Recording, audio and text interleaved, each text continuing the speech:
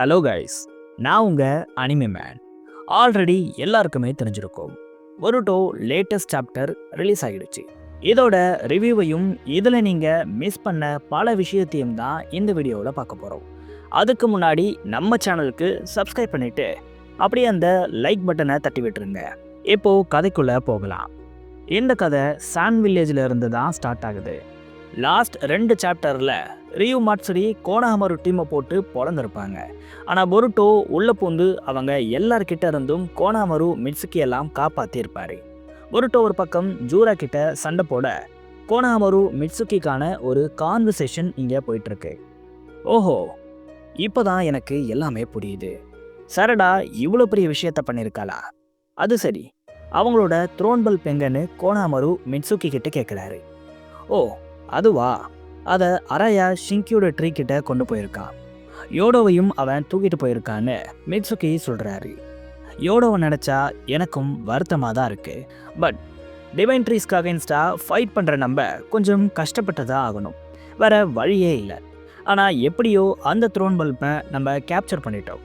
ஆனால் மிட்சுகி, இன்னும் நம்ம மிஷன் கம்ப்ளீட்டாக முடியலைன்னு கோனஹாமரு சொல்கிறாரு.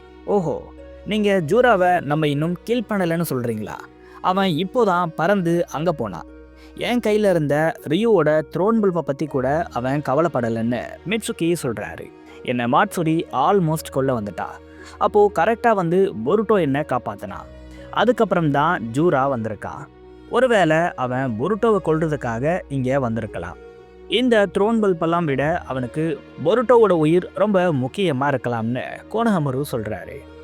மாஸ்டர், வாங்க நம்ம போய் ஜூராவை பீட் பண்ணி பொருட்டோவை காப்பாற்றுவோம்னு மிட்சுகி சொல்ல, அங்கே போனால் முதல் டெட் பாடி நீதான்னு கோனஹாமரு சொல்கிறாரு. பொருட்டோ மட்டும் இல்லைன்னா அங்கேருந்து என்னாலேயே எஸ்கேப் ஆகியிருக்க முடியாது. ப்ளஸ் நம்ம மிஷன்கிறது இந்த த்ரோன் பல்பை கேப்சர் பண்ணுறது தான். அதை நம்ம சக்ஸஸ்ஃபுல்லாக பண்ணிட்டோம்.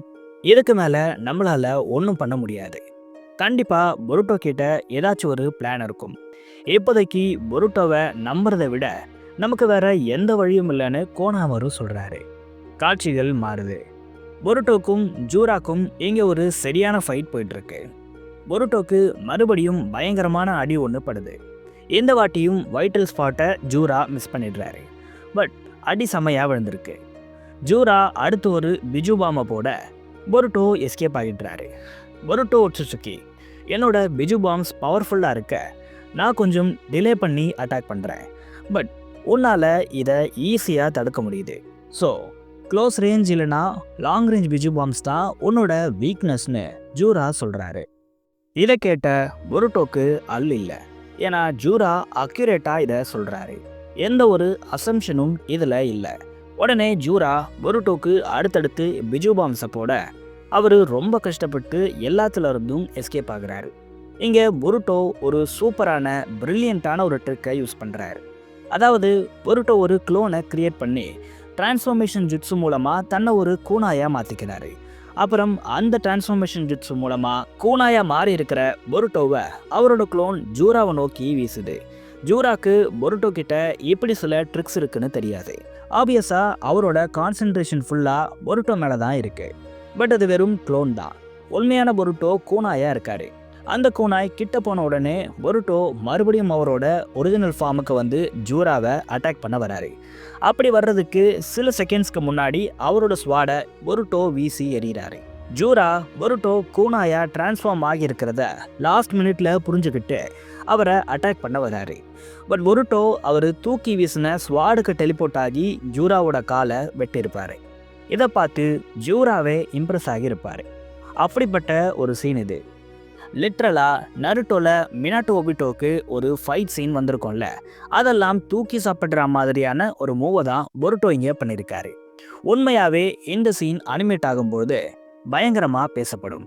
சரி, கதைக்கு வரேன். இப்படி காலை வெட்டின பொருட்டோவால் அடுத்து ஒன்றும் பண்ண முடியலை. ஏன்னா ஜூரா பொருட்டோவை அவரோட ரா பவரை யூஸ் பண்ணி ஸ்டாப் பண்ணுறாரு. பொருட்டோவால் ஒன்றுமே பண்ண முடியாத சுச்சுவேஷன் அது. வேறு வழியே இல்லாமல் பர்பிள் லைட்னிங்கை ஜூரா மேலே யூஸ் பண்ணுறாரு. பட் அது எந்த விதமான ஒரு டேமேஜையும் ஜூரா மேலே பண்ணலை. இதுக்கு மேலே அவரால் சண்டை போட முடியலை. ஜூரா ரொம்ப ஈஸியாக தான் பொருட்டோவை கில் பண்ண போகிறதா சொல்கிறாரு. அதுக்கு ஏற்ற மாதிரி ஜூரா அடுத்தடுத்து அட்டாக்ஸை பொருட்டோ மேலே பண்ணுறாரு. பொருட்டோ ரொம்ப கஷ்டப்பட்டு இவர் கூட ஃபைட் பண்ணுறாரு. ஜூரா ஒரு பிஜு பாமை பொருட்டோ மேலே போட பொருட்டோ அதிலிருந்து டெலிபோர்ட் ஆகி வேற இடத்துக்கு வராரு. But ஜூரா பொருட்டோவோட teleporting ட்ரிக்ஸை கண்டுபிடிச்சிடுறாரு. பொருட்டோக்கு பின்னாடியே ஜூரா டெலிபோர்ட் ஆகி பொருட்டோவோட ஸ்வாடையும் டேமேஜ் பண்ணிடுறாரு. இதுக்கு மேலே பொருட்டோவால் முடியலைங்க. ஆல்மோஸ்ட் பொருட்டோ கிவ் அப் பண்ணிட்டாரு. இதை பார்த்து ஐடா பதறாங்க. ஏ கோஜி, நீ என்ன பண்ணுற? என்னால் இதை பார்க்க முடியல. நான் இவ்வளோ கத்துறேனே, நீ ஏன் ஒன்றும் சொல்ல மாட்டேற கோஜின்னு ஐடா கேட்குறாங்க. ஒரு நிமிஷம் உன் வாயை மூடு ஐடா. என்னோட எபிலிட்டி அப்டேட் ஆகிட்டு இருக்குன்னு கோஜி சொல்கிறாரு. இந்த அப்டேட்டில் கோஜி நிறைய ஃப்யூச்சர் இவெண்ட்ஸை பார்க்குறாரு. அதெல்லாம் பார்த்து ஷாக் ஆகுறாரு. சேம் டைமில் அங்கே என்ன நடக்குதுங்கிற மாதிரி ஐடா கேட்குறாங்க. அப்படியே ஜூரா பொருட்டோ ஃபைட்டையும் காட்டுறாங்க. இது எல்லாமே சைமல்டேனியஸாக நடந்துட்டு இருக்கு. ஜூரா பொருட்டோ கதையை முடிக்க வராரு. அப்போ கரெக்டாக கவாக்கி என்ட்ரி கொடுக்குறாரு. அவரோட ஸ்டாஃபை இந்த சாப்டரில் தான் முதல் முறையாக யூஸ் பண்ணுறாரு. ஜூராவோட கண்ணை காலி பண்ணிடுறாரு கவாக்கி. அப்படியே நமக்கு அந்த கோஜி ஐடாவோட கான்வர்சேஷனை இப்போது காட்டுறாங்க. கவாக்கியா, என்ன சொல்கிற நீன்னு ஐடா ஷாக் ஆகி கேட்குறாங்க. ஆமாம், இப்போதான் முதல் முறையாக நான் இப்படி ஒரு விஷயத்தை பார்க்குறேன். என்னோட ஆம்னிசென்ஸ் விஷுவல்ஸ் எல்லாம் அப்டேட் ஆகுது, சிச்சுவேஷன்ஸும் மாறுது. பொருட்டோ ஜூராவோட ஃபைட்டில் கவாக்கியோட இன்வால்வ்மெண்ட்டுங்கிறது நடக்கவே கூடாது. எனக்கு தெரிஞ்சு இது பொருட்டோவோட வேலையாக தான் இருக்கும். கவாக்கியை எப்படியோ கன்வின்ஸ் பண்ணி அவனை பேட்டில் ஃபீல்டுக்கு வர வச்சிருக்கான் பொருட்டோ. அவனோட டெத்தில் இருந்து அவனை காப்பாற்றிக்கிட்டான்னு கோஜி சொல்கிறாரு. காட்சிகள் மாறுது. லாஸ்ட் சாப்டரில் பொருட்டோ சொன்ன அந்த ஒரு லொக்கேஷனுக்கு கோனாமருவும் அவரோட டீமும் வந்துடுறாங்க.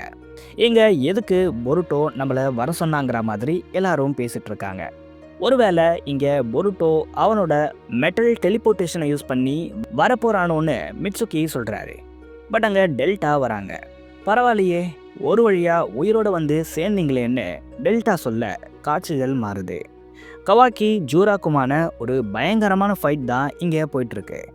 ஜூராவை கவாக்கி பயங்கரமாக டாமினேட் பண்ணுறாரு. ஜூராவோட எல்லா அட்டாக்ஸையும் கவாக்கி டாட்ச் பண்ண டெயில் பீஸ்ட் பாமையும் ஜூரா யூஸ் பண்ணுறாரு. ஆனால் அதிலிருந்தும் கவாக்கி தப்பிக்கிறாரு. பொருட்டோ, நீ இப்போது சீக்கிரம் எழுந்துக்கலன்னா நீ செத்து போயிடுவன்னு கவாக்கி சொல்கிறாரு. வாயை மூடு கவாக்கி, நீ தான் லேட்டுன்னு பொருட்டோ சொல்கிறாரு. நான் இப்போது காமாவை யூஸ் பண்ண போகிறேன், அதனால் ஜாக்கிரதையாக இருந்துக்கோ. மோமோஷிக்கி உன்னை கண்ட்ரோல் எடுத்துட்டா நான் உன்னையும் கொல்ல வேண்டியிருக்கும்னு கவாக்கி சொல்கிறாரு. என்னை பற்றி கவலைப்படாதன்னு பொருட்டோ சொல்ல கவாக்கி அவரோட காமாவை ஆக்டிவேட் பண்ணுறாரு. இதை பார்த்த ஜூரா ஷாக் ஆகுறாரு. இவன் முன்னாடி நான் பார்த்த மாதிரி இல்லை, டோட்டலாக வேறு பர்சன் மாதிரி தெரிகிறான்னு ஜூரா சொல்ல இந்த சாப்டர் முடியுது. இப்போது நீங்கள் இதில் மிஸ் பண்ண சில விஷயங்களை பற்றி பார்ப்போம். இந்த பேனலை நல்லா பார்த்தா உங்களுக்கே தெரியும், ஷிங்கியோட ரிட்டர்ன்ஸுங்கிறது ரொம்ப சீக்கிரமாகவே நடக்க போகுது. ஏன்னா காரா டெத்தோட விளிம்பில் இருக்காரு. ஆல்ரெடி ஒரு வீடியோவில் நான் சொல்லியிருக்கேன், ரியூ ரொம்ப வருஷத்துக்கெல்லாம் ஷிஞ்சுவாக இருக்க போகிறதில்ல. இன்ஃபேக்ட் ரியூ தான் ஷிஞ்சுலேருந்து யூமனாக மாற போகிற முதல் ஆளாக இருப்பாருன்னு சொன்னேன். அதுக்கேற்ற மாதிரி தான் இப்போது நடக்குது. ஏன்னா இந்த பேனலில் ரொம்ப தெளிவாகவே சொல்லிட்டாங்க, அரையா ஷிங்கி இருக்கிற பிளேஸை தேடி தான் போகிறாரு. இது மூலயமா ஷிங்கி அண்ட் காரா ரொம்ப சீக்கிரமாகவே ரிட்டர்ன் ஆகிடுவாங்கன்னு தெரியுது. அடுத்து ஷீபாய்.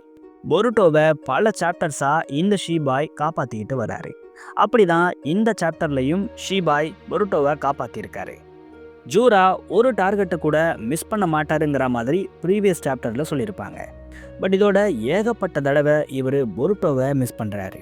இந்த எல்லா வாட்டியும் ஷீபாய் தான் இன்டர்ம் பண்ணியிருக்காரு. அடுத்து பிஜு பாம்ஸ். ரசங்கன் பிஜு பாமை பார்த்து இன்ஸ்பயர் ஆகி கிரியேட் பண்ணப்பட்டிருக்குன்னு எல்லாருக்குமே தெரியும்.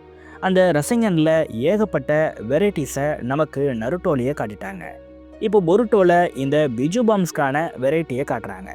ஏன்னா இந்த ஃபைட்லேயே ஜூரா பொருட்டோ மேலே sniper Biju bomb, short range Biju bomb, long range Biju bomb, full power Biju பாம்னு ஏகப்பட்ட விஷயங்களை ட்ரை பண்ணியிருக்காரு. இது இதோட நிற்காது. இன்னும் வெரைட்டியான பிஜு பாம்ஸை ஜூரா இந்த ஃபைட்லேயே இன்ட்ரடியூஸ் பண்ண வாய்ப்பு இருக்குது. அடுத்து பொருட்டோவோட இன்டெலிஜென்ஸ், ஐடா கிட்ட ஆம்னிபொட்டன்ஸ், கோஜி கிட்ட 10 டைரக்ஷன்ஸ்னு ரொம்பவே பவர்ஃபுல்லான டெக்னிக்ஸை வச்சுருக்காங்க. பட் பொருட்டோவை எடுத்துக்கிட்டா இப்படி அவர்கிட்ட எந்த ஜுட்ஸும் இல்லை. ஆனால் இவங்க 2 பேரையும் பொருட்டோ இந்த சாப்டரில் அவுட் ஸ்மார்ட் பண்ணி இருக்காரு. கோஜி அவரோட 10 டைரக்ஷன்ஸை வச்சிருந்தும் பொருட்டோ இந்த சாப்டரில் காலின்னு சொல்லியிருப்பாரு. பட் பொருட்டோ கவாக்கி கூட டீல் போட்டு கோஜியோட 10 டைரக்ஷன்ஸ்க்கே மொக்க கொடுத்துருப்பாரு. லிட்ரலாக அவரோட ஃபேட்டையே சேஞ்ச் பண்ணியிருப்பாரு. ஐடா ஆம்னிபுட்டன்ஸை வச்சிருந்தும் இதை அவங்களால நோட் பண்ணியிருக்க முடியாது. இன்னொரு பக்கம் கோனஹமருவும் அவரோட டீமும் இறப்பாங்கன்னு கோஜி சொல்லியிருப்பாரு. பட் பொருட்டோ அவங்கள காப்பாற்ற முடியும்னு நம்பி அவங்க தப்பிக்க டெல்டாவெல்லாம் வர வச்சிருப்பாரு. இதை கோஜியே எக்ஸ்பெக்ட் பண்ணியிருக்க மாட்டாரு. இது மூலயமா பொருட்டோ இவங்களை இந்த சாப்டரில் அவுட் ஸ்மார்ட் பண்ணியிருக்காரு. பொருட்டோ சீரீஸில் காட்டப்பட்ட எல்லா டொஜுட்ஸுவையும் பொருட்டோ பொசஸ் பண்ணுவாருன்னு ஒரு தியரி இருக்கு. இவரோட ஜோகனுக்கு எல்லா டொஜுட்ஸுக்கான ஆக்சஸும் கிடைக்கும்னு சொல்லப்படுது. இந்த தியரி இந்த சாப்டரில் ஸ்ட்ராங் ஆகுது. கோஜி ஐடாவை இந்த ஒரு இன்சிடெண்ட்டில் அவுட் ஸ்மார்ட் பண்ண பொருட்டோ ஃப்யூச்சரில் இவங்களோட டொஜுட்ஸு பவர்ஸை பொசஸ் பண்ணுவாருன்னு சொல்கிறாங்க. நடக்குமான்னு பார்ப்போம். அடுத்து கவாக்கியோட நியூ காஸ்டியூம். பவர்ஸ் கிடைச்ச அப்புறம் கவாக்கி ஏன் அவரோட காஸ்டியூமை மாற்றிட்டாருன்னு நீங்கள் கேட்கலாம். பட் கோடோட லிமிட்டர்ஸை லிஃப்ட் பண்ண அப்புறம் அவரோட அப்பியரன்ஸில் பெரிய சேஞ்சஸ் வந்திருக்கும். இதுக்கப்புறம் தான் கோட் அவரோட காஸ்டியூமை சேஞ்ச் பண்ணியிருப்பாரு. அதே மாதிரி கவாக்கியோட அப்பியரன்ஸ்லையும் பெரிய சேஞ்சஸ் வந்திருக்கான்னு கேட்டால் அதுதான் இல்லை. ஆனால் கவாக்கியோட லிமிட்டர்ஸ் லிஃப்ட் பண்ணப்பட்ட அப்புறம் அவரோட ட்ரெஸ் எல்லாம் கிழிஞ்சிருக்கு. அதை இந்த பேனலில் உங்களால் பார்க்க முடியும். இப்படி அவரோட ட்ரெஸ் எல்லாம் கிழிஞ்சிட்டதால தான் இவர் பழைய ட்ரெஸ்ஸுக்கு மாறி இருக்காரு. ரொம்ப சீக்கிரத்தில் இவர் அவரோட ஃபைனல் வார் காஸ்டியூம்க்கு மாற வாய்ப்பு இருக்கு. அடுத்து ஜூராவோட ரீஜெனரேஷன். ஷிஞ்சுஸ்லாம் பயங்கரமாக ரீஜெனரேட் ஆகக்கூடியவங்கன்னு நம்ம எல்லாருக்குமே தெரியும். ஏன்னா இவங்க தான் டிவைன் ட்ரீ. அப்படி இருக்கும்பொழுது பொருட்டோ ஜூராவோட லெக்கை இந்த பேனலில் கட் பண்ணுறாரு. பட் ஜூரா அதுக்கப்புறம் ரீஜெனரேஷன் ஆகவே இல்லை. கவாக்கி கூட நடந்த ஃபைட் அப்போ கூட ஜூரா ரீஜெனரேட் ஆகலை. இது மூலயமா ஜூரா உங்களுக்கெல்லாம் ஒரு காலில் நான் சண்டை போட்டாலே போதும்னு சொல்ல வராரா, இல்லை உண்மையாகவே ஜூராவால் ரீஜெனரேட் ஆக முடியலையான்னு தெரியலை. எல்லாத்தையும் நம்ம வெயிட் பண்ணி தான் பார்க்கணும். நீங்கள் என்ன நினைக்கிறீங்க? இந்த ஃபைட்டில் உங்கள் சப்போர்ட் பொருட்டோக்கா, கவாக்கிக்கா, ஜூராக்கான்னு கமெண்ட்ஸில் சொல்லுங்கள்.